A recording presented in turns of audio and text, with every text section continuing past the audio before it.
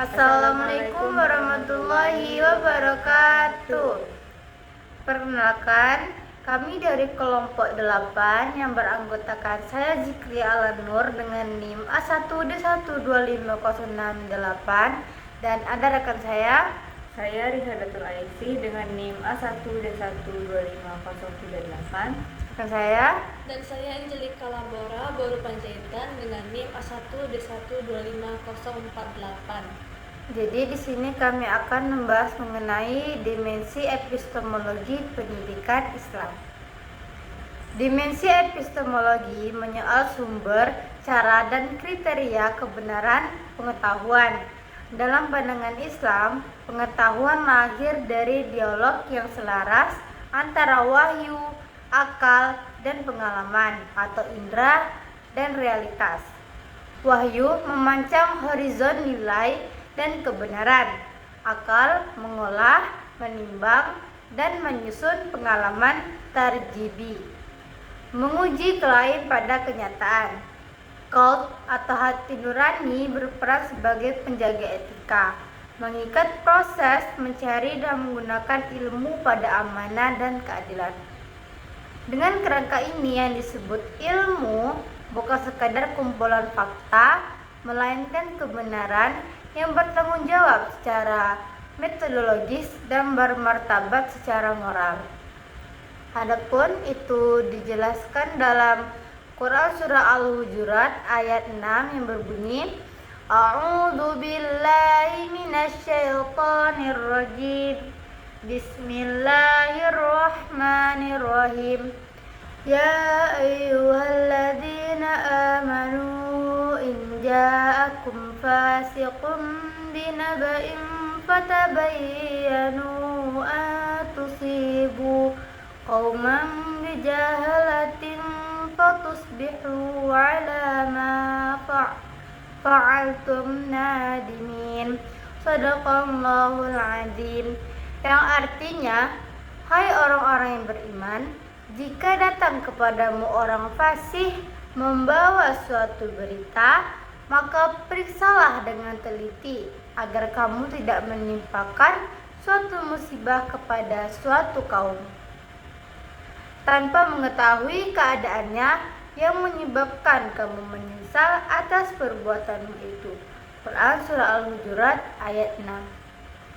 Menurut Ibnu Katsir, ayat ini mewajibkan verifikasi terhadap kabar terutama dari pihak yang tidak dipercaya sebelum mengambil keputusan. Menurut Al-Qurtubi, tabayyun tatabut mencakup memastikan sumber, konteks, dan konsekuensi hukum atau akhlak dari suatu informasi.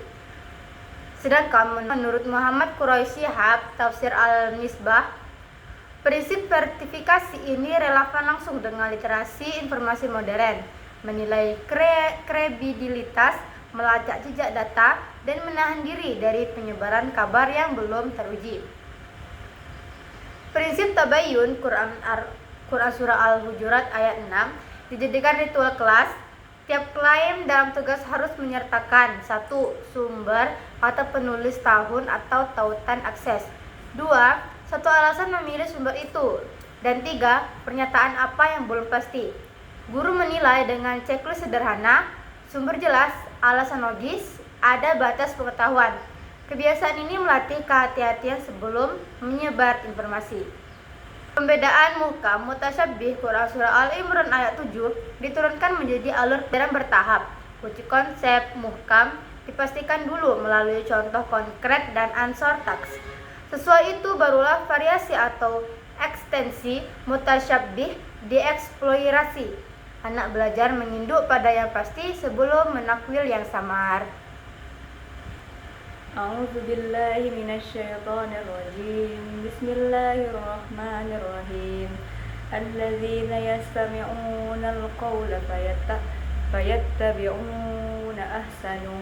Ulaika alladzina hadahumullah wa ulaika hum ulul albab. Yang artinya, yaitu orang-orang yang mendengarkan perkataan lalu mengikuti yang terbaik di antaranya. Mereka itulah orang-orang yang diberi petunjuk oleh Allah, dan mereka itulah orang-orang yang berakal. Quran surah Az-Zumar ayat yang ke-18. Menurut At-Tabari, ayat ini memuji mereka yang mendengar beragam argumen, lalu memilih yang paling benar dan yang paling bermaslahat. Menurut Ibnu Katsir, ittiba ahsana adalah sikap kritis yang diikat hidayah, sehingga seleksi bukan sekedar pragmatis, melainkan bermoral. Menurut Quraisy Shihab, ini adalah etos critical listening, bersedia mendengar, mampu menimbang, dan berani mengikuti yang terbaik. A'udzu billahi minasyaitonir rajim. Bismillahirrahmanirrahim. Huwallazi anzala 'alaikal kitaba minhu ayatun muhkamatun hunna ummul kitabi wa ukharu mutasyabbihatun fa ammal ladzina fi qulubihim zayghun fayattabi'una ma tasyabaha minhu ibtigha'al fitnati wa ibtigha'a ta'wilih wa ma ya'lamu ta'wilatun illallah warrasikhuna fil ilmi yaquluna amanna bi kullum min 'indi rabbina wa ma yadhakkaru illa ulul albab. Shadaqallahul azim. Yang artinya, dialah yang menurunkan kitab Al-Quran kepada engkau. Di antaranya ada ayat-ayat yang jelas maknanya atau muhkamat, itulah pokok-pokok kitab. Yang lain bersifat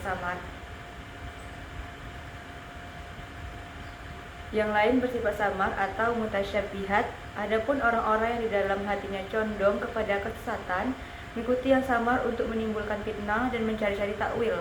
Padahal tidak ada yang mengetahui takwilnya kecuali Allah. Orang-orang yang mendalam ilmunya berkata, kami beriman kepadanya, semua dari sisi Tuhan kami. Quran Surah Al-Imran ayat yang ke-7. Menurut Ibnu Katsir, ayat ini menegaskan perbedaan antara ayat yang menjadi Alkitab atau pokok rujukan dan ayat yang memerlukan kehati-hatian metodologis. Menurut At-Tabari, perbedaan qiraah pada jeda illallah mengisyaratkan adab epistemik, yang artinya ketegasan menerima batas-batas pengetahuan dan kerendahan hati para ihun fi al-ilmi. Menurut Quraisy Shihab, ini menuntun tata cara menafsir bertahap, berinduk pada yang muhkam, serta menghindari sensasionalisme ilmiah. A'udzubillahi minasyaitonir rajim. Bismillahirrahmanirrahim. Wa qur rabbi zidni ilman. Yang artinya, dan katakanlah, ya Tuhanku, tambahkanlah kepadaku ilmu pengetahuan. Quran Surah Toha ayat yang ke-114. Menurut Ibnu Katsir, perintah ini menunjukkan kemuliaan ilmu hingga Nabi sendiri diperintahkan memohon pertambahannya. Maka menurut ilmu adalah perjalanan seumur hidup. Menurut Quraisy Shihab, doa ini membangun habitus keilmuan yang rendah hati, selalu terbuka pada koreksi dan pembaruan pengetahuan. A'udzu billahi minasyaitonir rajim. Bismillahirrahmanirrahim. Yu'til hikmata man yasha wa man yu'tal hikmata faqad utiya khairan katsira. Shadaqallahul azim. Yang artinya, dia memberikan hikmah kepada siapa yang dia kehendaki, dan barang siapa diberi hikmah, sungguh ia telah diberi kebaikan yang banyak. Quran Surah Al-Baqarah ayat 269. Menurut Ibnu Katsir, hikmah mencakup pemahaman kitab, ketepatan menilai, dan kemampuan menempatkan sesuatu pada tempatnya. Wad al-Sayfi Maudih. Menurut Quraisy Shihab, hikmah adalah jembatan antara pengetahuan dan kemaslahatan, mengikat benar-benar ilmiah dengan baik moral. Implikasi metodologis bagi pendidikan dasar, epistemologi Islam menumbuhkan literasi kebenaran yang operasional. Praktiknya meliputi 1. Verifikasi sumber tabayun sebelum menyebarkan informasi. Yang kedua, penimbangan argumen dan pemilihan yang asan, paling benar atau bermanfaat. Ketiga, bertahap dalam memahami, berinduk pada yang muhkam sebelum menakwil yang mustasyabih. Yang keempat, kebiasaan memohon tambahan ilmu dan menata niat. Dan yang kelima, orientasi hikmah, pengetahuan diikat pada kemaslahatan. Di kelas, prinsip ini dibumikan sebagai arsitektur literasi epistemik. Setiap tugas menuntut jejak bukti, sumber tanggal akses, alasan memilih. Proyek sains kecil dirancang dengan uji sederhana dan pencatatan teliti. Diskusi bahasa melatih mendengar lalu memilih argumen yang terbaik. Pelajaran PPKN menguatkan tabayun terhadap kabar atau hoaks, dan seluruh proses diberi umpan balik yang menilai ketelitian, kejujuran, dan kerendahan hati ilmiah.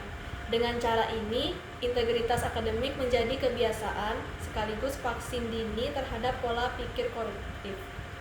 Itu juga dijelaskan di Quran surah Al-Baqarah ayat 2 yang berbunyi, A'udzu billahi minasyaitonir rajim. Bismillahirrahmanirrahim. Dzalikal kitabu la raiba fihi hudal lil muttaqin. Yang artinya, kitab Al-Qur'an ini tidak ada keraguan padanya, petunjuk bagi mereka yang bertakwa. Menurut Ibnu Katsir, ayat ini menetapkan Al-Quran sebagai pedoman bebas keraguan. Quraisy Shihab menekankan fungsi hidayahnya sebagai kompas nilai agar pengetahuan tidak menyimpang dari kemaslahatan.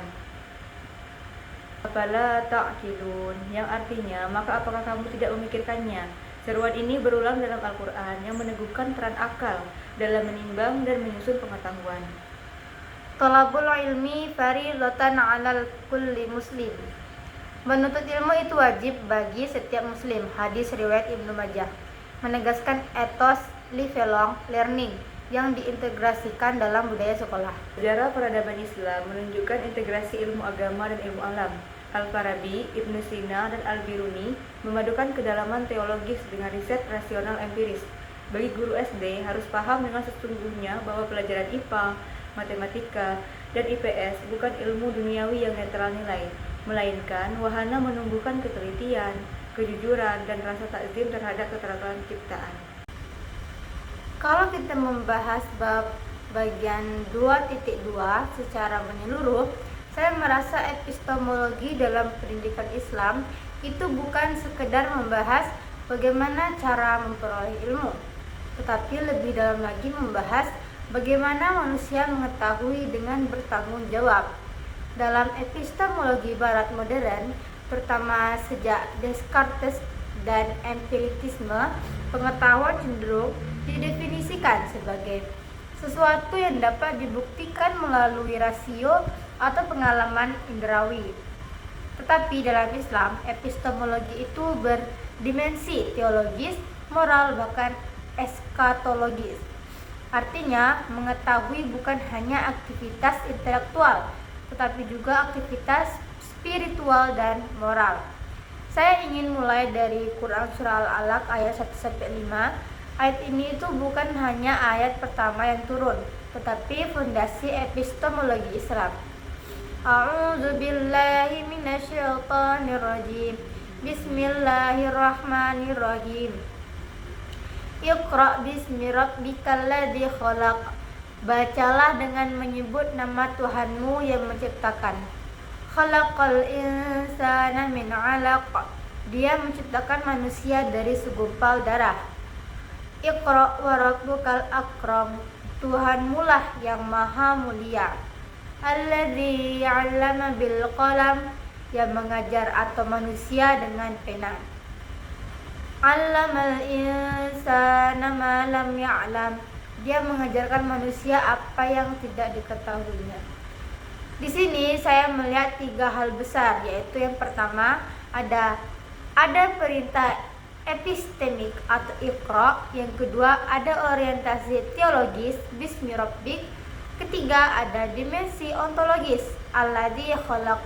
Artinya, cara mengetahui dalam Islam tidak boleh dilepaskan dari kesadaran tentang siapa pencipta realitas. Ini berbeda dari epistemologi sekuler yang sering memisahkan Tuhan dari proses pencarian ilmu. Menurut saya pribadi, ini menunjukkan bahwa dalam Islam, ilmu tidak pernah netral nilai. Ilmu selalu berada dalam bingkai tauhid. Ya, saya juga setuju sekali dengan Ria. Dan kalau kita lanjutkan Al-Quran surat Al-Alaq ayat 5 tersebut, yang artinya Allah mengajar manusia dengan pena, mengajarkan apa yang tidak diketahuinya.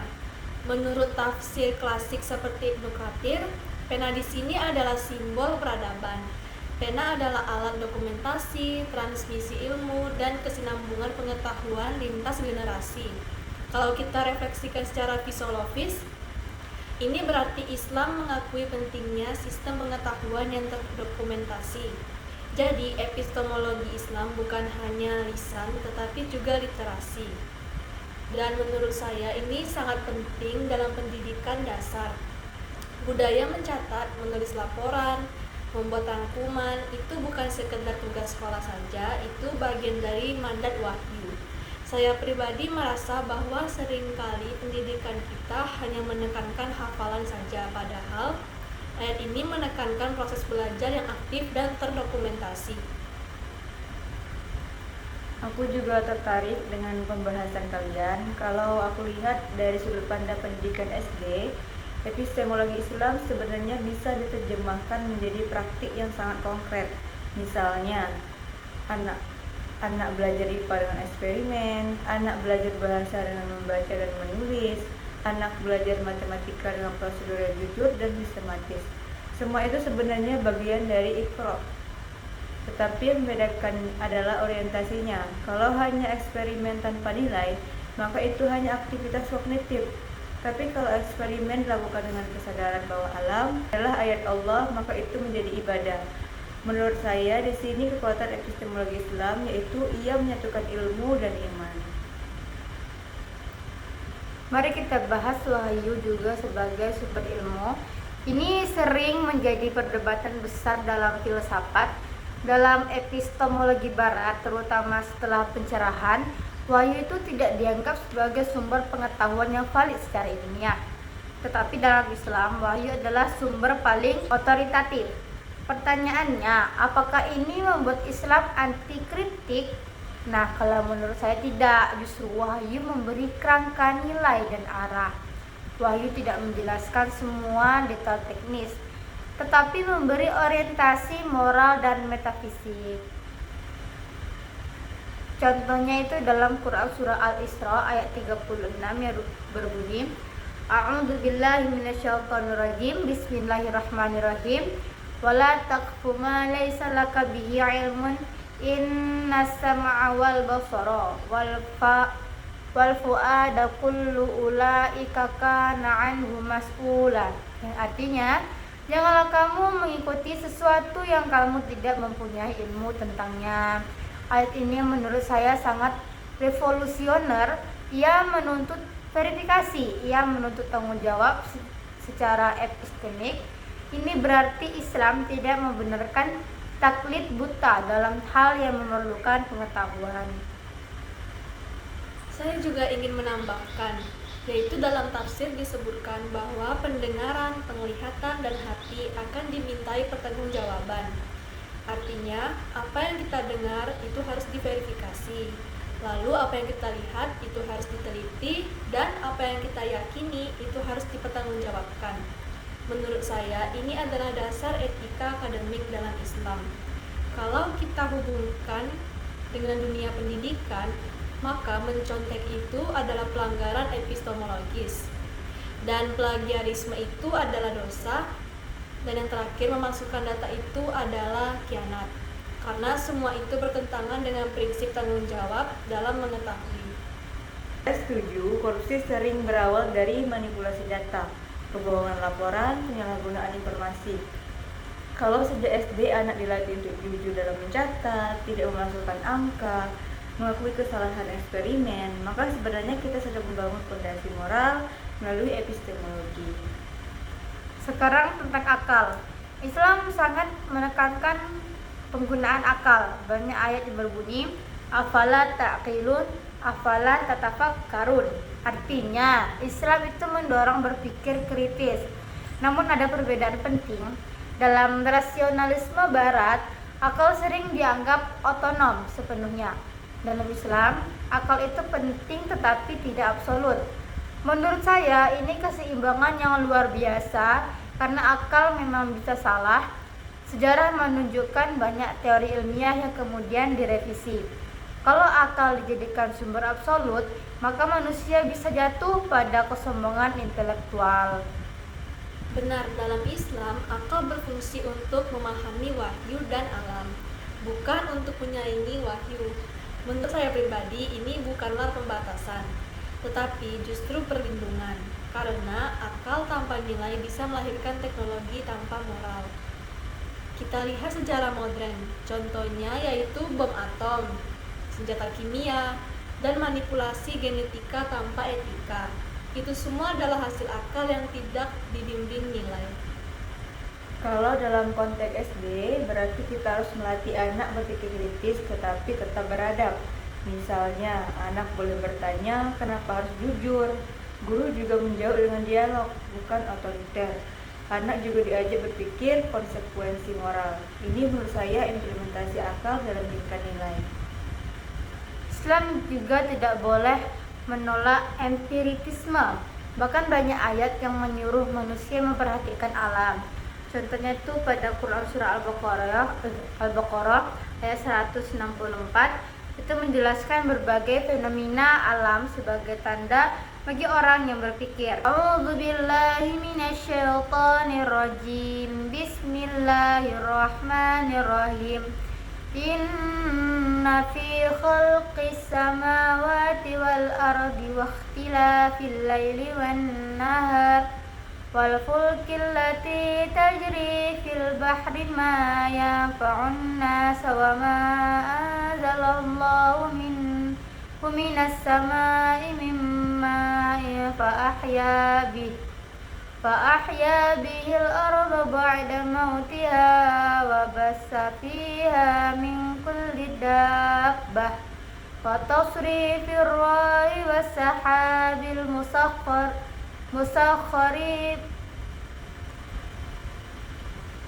musakhkhari bainas samai wal ardi la ayatin liqaumin yaqilun. Shadaqallahul azim. Yang artinya sesungguhnya pada pencipta langit dan bumi, pergantian malam dan siang, bahtera yang melayar di laut dengan muatan yang bermanfaat bagi manusia. Apa yang Allah turunkan dari langit berupa air, lalu dengannya dia menghidupkan bumi setelah mati, kering, dan dia menebarkan di dalamnya semua jenis hewan dan pengisian angin, awan yang dikendalikan antara langit dan bumi. Semua itu sungguh merupakan tanda-tanda kebesaran Allah bagi kaum yang mengerti. Ya, saya setuju, dan ini menunjukkan bahwa Islam tidak anti-sains. Menurut saya, konflik antara agama dan sains seringkali karena kesalahpahaman atau tafsir yang keliru, bukan karena teks wahyu itu sendiri. Di sekolah dasar ini bisa diterjemahkan menjadi yang pertama praktikum sains, yang kedua pengamatan tumbuhan, yang ketiga eksperimen sederhana. Tapi guru juga harus selalu mengaitkan dengan rasa syukur dan tanggung jawab. Saya ingin mengangkat kritik yang sering muncul nih, itu filsafat barat mengatakan bahwa wahyu tidak bisa diuji secara empiris sehingga tidak memenuhi kriteria ilmiah modern.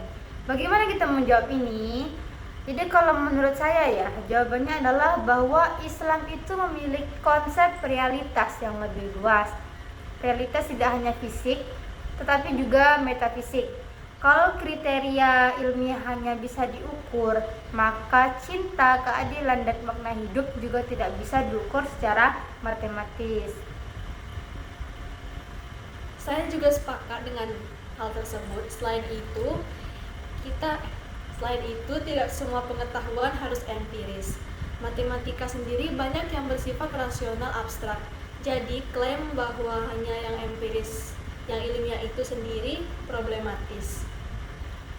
Dan kalau kita melihat krisis moral global, mungkin salah satu penyebabnya adalah reduksi ilmu hanya menjadi teknis bukan etis. Epistemologi Islam mengembalikan ilmu pada tanggung jawab moral. Secara pribadi saya merasa epistemologi Islam sangat komprehensif.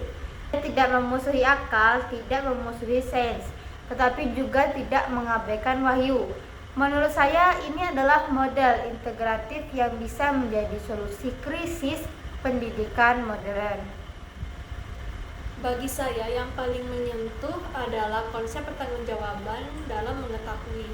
Mengetahui bukan sekedar hak tetapi amanah. Ini membuat saya berpikir ulang tentang cara belajar saya sendiri. Kalau saya melihat dari sudut pendidikan sekolah dasar, saya merasa bahwa epistemologi Islam harus diterjemahkan menjadi budaya kelas. Misalnya, jujur, teliti, bertanggung jawab, beradab dalam berdiskusi. Kalau itu berhasil ditanamkan, maka pendidikan kita akan melahirkan generasi yang berintegritas. Kalau kita berbicara tentang epistemologi barat, salah satu tokoh penting adalah René Descartes. Ia memulai filsafatnya dengan keraguan radikal. Cogito ergo sum. Aku berpikir maka aku ada. Menurut Descartes, dasar pengetahuan adalah kesadaran rasional. Semua harus diragukan sampai ditemukan sesuatu yang pasti. Saya ingin mengajukan pertanyaan nih. Apakah epistemologi Islam juga dimulai dari keraguan? Nah, kalau menurut saya itu tidak. Islam tidak memulai dari skeptisisme sosial total, tetapi dari iman sebagai fondasi. Ini perbedaannya sangat besar. Epistemologi barat modern lahir dari krisis otoritas gereja, sehingga kebenaran dicari melalui akal semata. Sementara dalam Islam, wahyu tidak diposisikan sebagai musuh akal. Nah, secara pribadi saya melihat pendekatan Descartes menghasilkan kemajuan ilmiah, tetapi juga melahirkan individualisme ekstrim. Saya setuju bahwa ada perbedaan mendasar. Dalam Islam, manusia tidak memulai dari aku yang berpikir, tapi dari Allah yang menciptakan. Artinya, epistemologi Islam bersifat teosentris, bukan antroposentris. Namun saya tidak setuju kalau kita menganggap Islam anti-rasional. Banyak ayat Al-Quran yang menentang manusia berpikir. Afala ta'qilun, afala tatafakkarun. Menurut saya, Islam justru mengkritik kejumudan berpikir yang dibatasi bukan berpikirnya, tetapi kesombongan intelektualnya. Saya melihat dampaknya dalam pendidikan saat ini, model Descartes bisa menghasilkan siswa yang kritis, tetapi mungkin kehilangan arah nilai. Model Islam bisa menghasilkan siswa yang bernilai, tetapi jika salah dipahami bisa menjadi dogmatis. Jadi menurut saya pendidikan Islam harus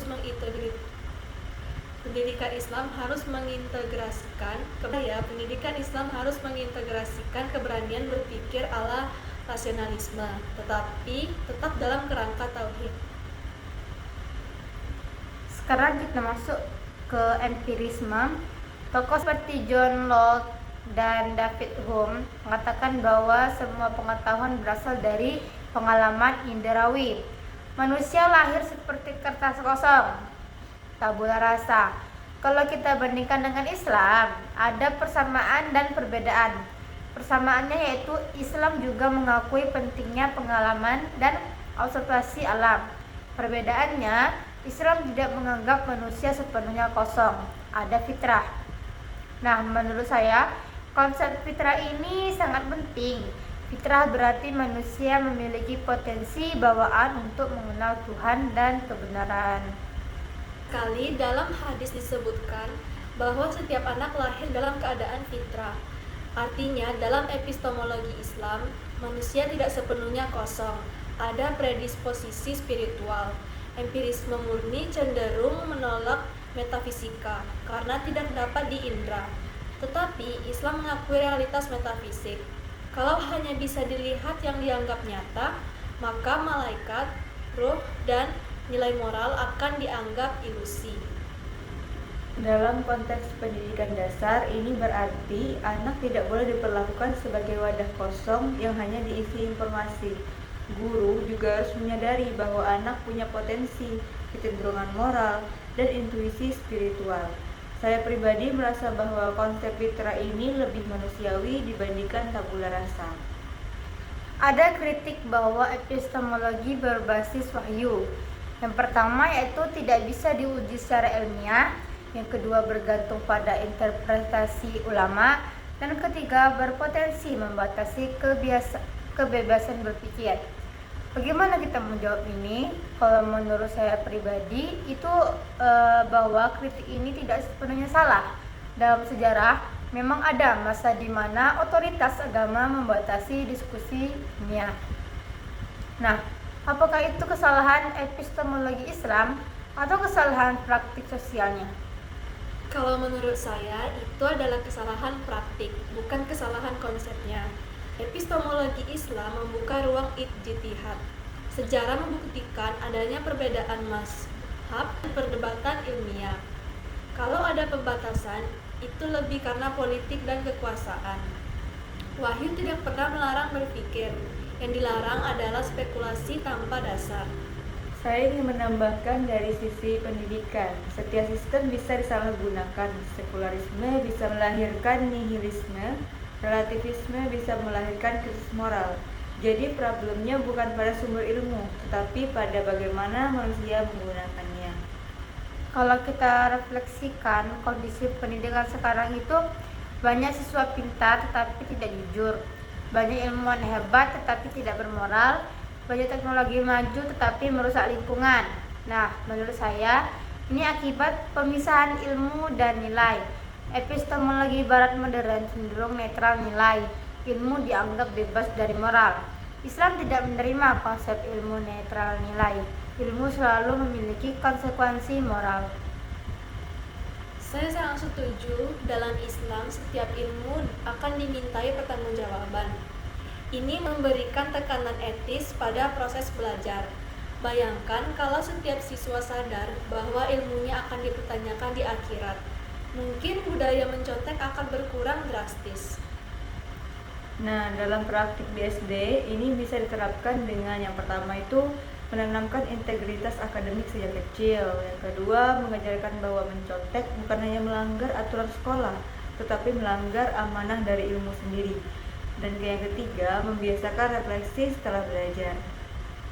Setelah membandingkan dengan filsafat barat, saya menyimpulkan bahwa epistemologi Islam itu unik karena tidak anti rasional, tidak anti empiris, tidak anti kritik, tetapi tetap menjaga wahyu sebagai kompas.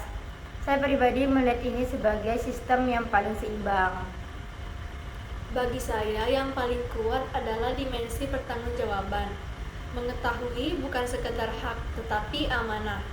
Ilmu bukan sekedar kekuasaan, tetapi tanggung jawab. Benar, sebagai calon guru SD, saya merasa tertantang. Epistemologi Islam bukan hanya materi kuliah, ia harus menjadi budaya kelas. Budayanya seperti apa? Misalnya yang pertama, bertanya dengan sopan, berdebat dengan adab, mencari kebenaran dengan kejujuran, dan mengakui kesalahan.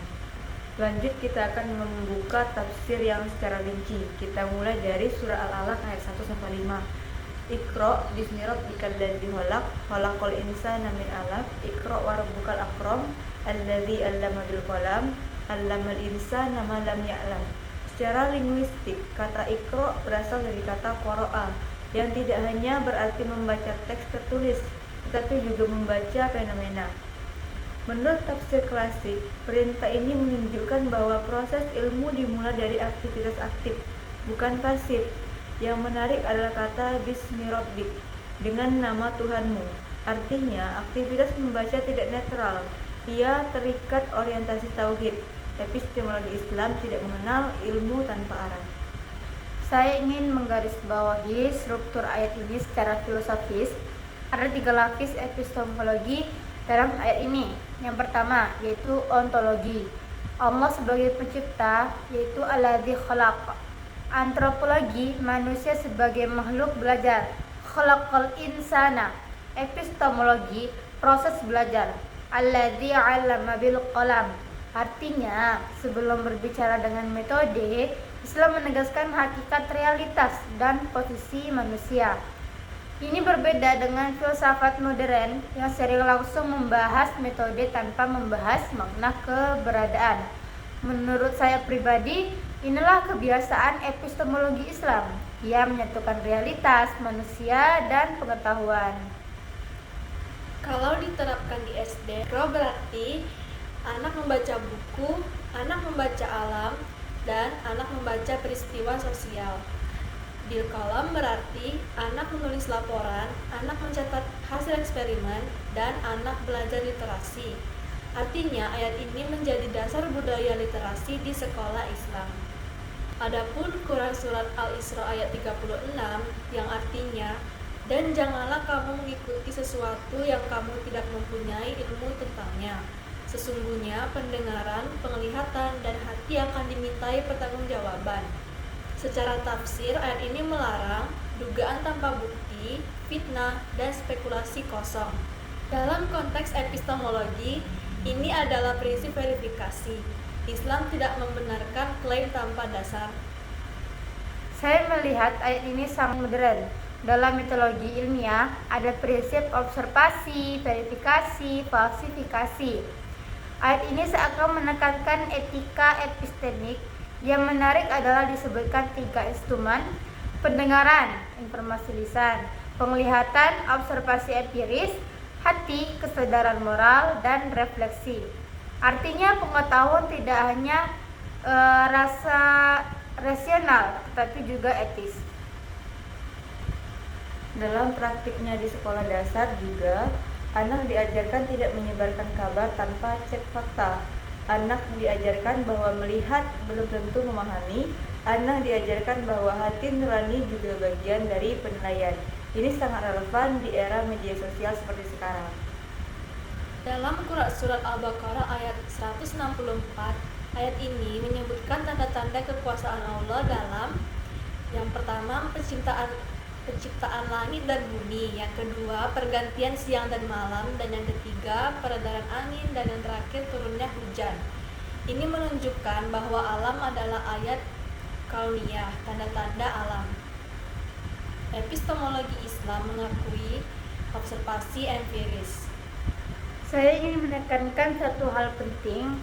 Dalam Islam, alam bukan objek eksploitasi semata, tetapi objek refleksi.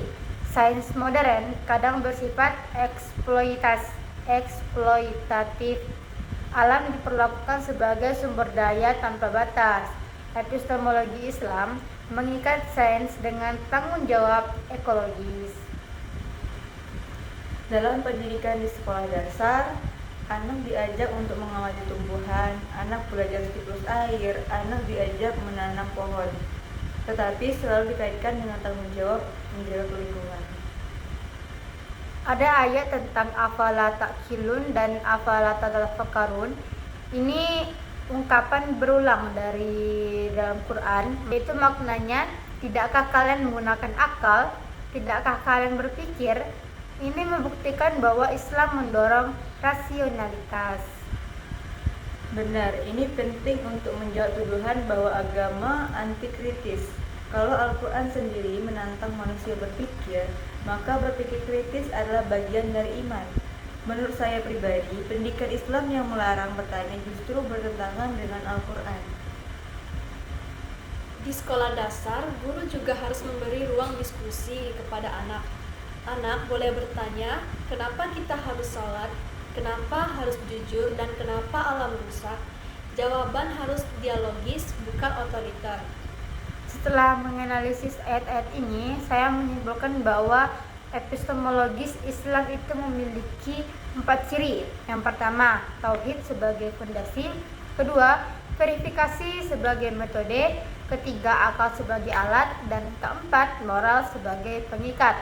Ini sistem yang sangat lengkap. Saya melihat bahwa ayat-ayat ini membentuk struktur epistemologi yang pertama spiritual, kedua rasional, ketiga empiris, Dan dalam pendidikan dasar ini berarti yang pertama itu budaya relasi, yang kedua budaya jujur, yang ketiga budaya berpikir kritis, dan yang terakhir budaya refleksi. Jadi, epistemologi Islam itu bukan sekadar teori tentang sumber ilmu, tetapi ia adalah jawaban pendidikan yang membentuk cara manusia berpikir, bersikap, dan bertanggung jawab terhadap ilmu. Dalam epistemologi Islam, wahyu adalah sumber kebenaran tertinggi. Bukankah itu berarti kebebasan berpikir dibatasi?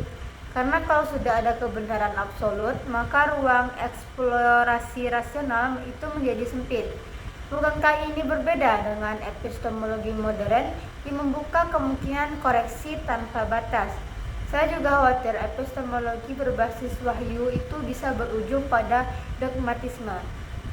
Saya memahami kekhawatiran itu, tapi menurut saya justru sebaliknya. Wahyu dalam Islam memberi batas moral, bukan membatasi eksplorasi ilmiah. Contohnya, Al-Quran tidak menjelaskan rumus fisika, tidak menjelaskan teori gravitasi, dan tidak menjelaskan struktur atom secara teknis. Artinya, ruang eksplorasi tetap terbuka. Yang dibatasi adalah penyimpangan nilai, bukan penelitiannya. Justru wahyu menjaga agar ilmu tidak merusak manusia. Tapi tetap saja dong, ada wilayah yang dianggap tidak boleh dipertanyakan. Apakah itu tidak bertentangan dengan prinsip berpikir kritis? Kalau siswa diajarkan bahwa wahyu itu tidak boleh dikritik, bagaimana ia mengembangkan nalar kritis? Yang tidak boleh dikritik adalah kebenaran absolutnya, bukan cara memahaminya. Dalam Islam ada ijtihad, ada tafsir, ada perbedaan mazhab. Artinya interpretasi bisa diperdebatkan. Jadi berpikir kritis tetap ada, tetapi dalam bingkai adab. Nah, kalau saya melihatnya dari dunia pendidikan sekolah dasar, anak boleh bertanya bahkan tentang agama. Tugas guru bukan mematikan pertanyaan, tetapi membimbing cara bertanya. Menurut saya, kebebasan berpikir dalam Islam bukan kebebasan tanpa arah, tapi kebebasan yang bertanggung jawab. Kalau di era kecerdasan buatan, teknologi genetika dan sains kuantum, apakah epistemologi Islam masih relevan? Karena sains itu kan berkembang dengan metode empiris dan matematis, bukan wahyu. Apakah wahyu masih punya posisi dalam dunia ilmiah modern? Menurut saya, wahyu tidak berfungsi sebagai buku teks sains. Fungsinya adalah memberi orientasi nilai. Contohnya, teknologi bisa digunakan untuk apa saja. Nah, contohnya menyembuhkan penyakit atau membuat senjata biologis. Sains tidak memberi jawaban moral. Epistemologi Islam memberi batas etis. Tapi bukankah etika juga bisa dibangun tanpa agama? Banyak filsuf sekuler berbicara tentang etika universal. Benar, tetapi etika sekuler sering berubah sesuai zaman. Apa yang dianggap benar hari ini bisa berubah besok. Islam menawarkan fondasi etika yang stabil. Dalam pendidikan SD ini penting, anak perlu fondasi nilai yang konsisten. Kalau nilai selalu berubah, anak bisa bingung. Epistemologi Islam memberi stabilitas moral dalam proses belajar. Sejarah kan juga menunjukkan bahwa dalam beberapa periode pemikiran ilmiah ditekan atas nama agama. Apakah itu bukti bahwa epistemologi berbasis wahyu berbahaya bagi perkembangan ilmu? Kita harus bisa bedakan antara penyalahgunaan agama dan ajaran agama itu sendiri. Islam justru melahirkan ilmuwan besar seperti Ibn Sina, Al-Khawarizmi, Ibn al-Hayyam. Mereka berkembang dalam peradaban Islam yang menjunjung ilmu. Jadi secara historis, epistemologi Islam tidak anti sains. Saya akui itu argumen kuat, berarti problemnya bukan pada epistemologi Islam, tetapi pada stagnasi intelektual di periode tertentu. Dan itu pelajaran penting bagi pendidikan kita.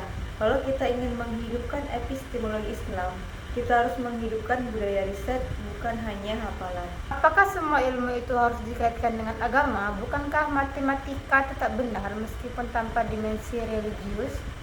Secara teknis iya, matematika bisa dipelajari tanpa menyebut Tuhan. Tetapi dalam Islam, orientasi akhirnya tetap kepada Allah. Artinya bukan rumusnya yang religius, tetapi niat dan penggunaannya. Jadi epistemologi Islam itu tidak mengubah metode ilmiah, tetapi mengubah orientasinya. Tepat sekali. Dalam pendidikan sekolah dasar, anak belajar matematika dengan jujur, anak belajar sains dengan tanggung jawab, anak belajar bahasa dengan sopan. Nilai religius bukan di materi, tapi di sikap terhadap ilmu. Nah, setelah diskusi ini, saya melihat bahwa epistemologi Islam itu bukan sistem yang tertutup. Ia terbuka terhadap sains, rasionalitas, dan pengalaman, tetapi tetap menjaga wahyu sebagai kompas nilai. Bagi saya, keunggulannya adalah keseimbangan antara kebebasan berpikir dan tanggung jawab moralnya. Benar, dan dalam pendidikan dasar ini berarti yang pertama, mengajarkan berpikir kritis. Yang kedua, mengajarkan kejujuran akademik. Yang ketiga, mengajarkan tanggung jawab terhadap ilmu. Yang keempat, mengajarkan integrasi iman dan pengetahuan. Setelah melalui pembahasan yang panjang, perbandingan dengan epistemologi barat, analisis ayat-ayat Al-Quran, serta diskusi, kita dapat disimpulkan bahwa dimensi epistemologi dalam pendidikan Islam merupakan fondasi yang sangat penting dan tidak dapat dipisahkan dari keseluruhan sistem pendidikan Islam itu sendiri. Epistemologi dalam konteks ini tidak hanya berbicara tentang cara memperoleh ilmu, tetapi juga tentang bagaimana manusia memposisikan dirinya dalam proses mengetahui. Dalam Islam, mengetahui bukan sekedar aktivitas intelektual, melainkan aktivitas spiritual dan moral. Proses mencari ilmu bukan hanya untuk memuaskan rasa ingin tahu, tapi untuk memahami ciptaan Allah dan menjalankan amanah sebagai khalifah di bumi. Salah satu inti dari epistemologi pendidikan Islam adalah integrasi antara wahyu, akal, dan pengalaman. Wahyu menjadi sumber kebenaran yang bersifat absolut dan menjadi kompas nilai dalam seluruh proses pencarian ilmu. Akal berfungsi sebagai alat untuk memahami, menganalisis, dan menyimpulkan. Sementara pengalaman atau observasi empiris menjadi sarana konkret untuk meneliti dan membuktikan fenomena alam serta realitas sosial. Ketiga unsur ini tidak berdiri sendiri, melainkan saling melengkapi dan membentuk sistem pengetahuan yang utuh dan seimbang. Berbeda dengan epistemologi barat modern yang seringkali menempatkan akal atau pengalaman sebagai sumber utama yang otonom dan terpisah dari nilai spiritual, epistemologi Islam justru memadukan rasionalitas dengan kesadaran tauhid. Islam tidak menolak rasio dan tidak menolak sains, tetapi Islam menolak pemisahan antara ilmu dan tanggung jawab moral. Dalam perspektif ini, ilmu tidak pernah netral nilai. Setiap ilmu memiliki konsekuensi etis dan akan dipertanggungjawabkan. Dimensi tanggung jawab ini menjadi ciri khas yang sangat kuat dalam epistemologi Islam. Manusia tidak hanya dituntut untuk mengetahui, tetapi juga dituntut untuk jujur dalam mengetahui. Tidak boleh mengikuti sesuatu tanpa dasar pengetahuan yang jelas. Tidak boleh menyebarkan informasi tanpa verifikasi. Tidak boleh memanipulasi data demi kepentingan pribadi. Dengan demikian, epistemologi Islam membentuk etika intelektual yang kokoh. Jika kita kaitkan dengan dunia pendidikan, terutama pendidikan dasar, maka dimensi epistemologi ini memiliki implikasi yang sangat konkret. Pendidikan tidak boleh hanya berorientasi pada hasil akademik atau pencapaian nilai semata. Pendidikan harus membentuk budaya literasi, budaya berpikir kritis, budaya bertanya dengan adab, dan budaya jujur dalam proses belajar. Guru tidak hanya mentransfer informasi, tetapi membimbing cara berpikir yang benar dan bertanggung jawab. Epistemologi pendidikan Islam juga menegaskan bahwa ilmu adalah amanah. Ilmu bukan sekedar alat untuk meraih kedudukan atau keuntungan material, tetapi sarana untuk mendekatkan diri kepada Allah dan memberi manfaat bagi sesama. Ketika orientasi ini dipahami, maka proses belajar menjadi lebih bermakna. Siswa tidak belajar hanya untuk ujian, tetapi belajar untuk memahami realitas dan menjalankan peran sosialnya dengan baik. Selain itu, melalui perbandingan dengan epistemologi barat, dapat dipahami bahwa epistemologi Islam memiliki karakter integratif. Ia tidak anti-rasional, tidak anti-empiris, dan tidak anti-kritik. Islam justru mendorong penggunaan akal dan observasi terhadap alam. Namun, Islam tetap menjaga agar kebebasan berpikir tidak berubah jadi relativisme tanpa batas. Kebebasan dalam Islam selalu disertai tanggung jawab. Pada akhirnya, dimensi epistemologi dalam pendidikan Islam itu menghadirkan pandangan bahwa proses mengetahui adalah proses yang menyatukan iman, rasio, dan pengalaman. Ia membentuk manusia yang tidak hanya cerdas secara intelektual, tetapi juga matang secara moral dan spiritual. Ilmu menjadi cahaya yang menerangi kehidupan, bukan sekadar alat teknis yang kering nilai. Dengan demikian, dapat ditegaskan bahwa epistemologi pendidikan Islam itu menawarkan keseimbangan yang sangat relevan bagi dunia pendidikan modern. Di tengah krisis moral, penyalahgunaan ilmu, dan pemisahan antara pengetahuan dan nilai, epistemologi Islam menghadirkan konsep bahwa setiap ilmu harus diarahkan pada kebaikan, keadilan, dan tanggung jawab. Kesimpulannya, dimensi epistemologi dalam pendidikan Islam bukan hanya membahas teori tentang sumber ilmu, tetapi membangun cara pandangan hidup terhadap ilmu itu sendiri. Ilmu adalah amanah, ilmu adalah ibadah, dan ilmu adalah jalan untuk membangun peradaban yang bermoral dan beradab. Itu tadi diskusi dari kelompok kami. Kami akhiri. Wassalamualaikum warahmatullahi wabarakatuh.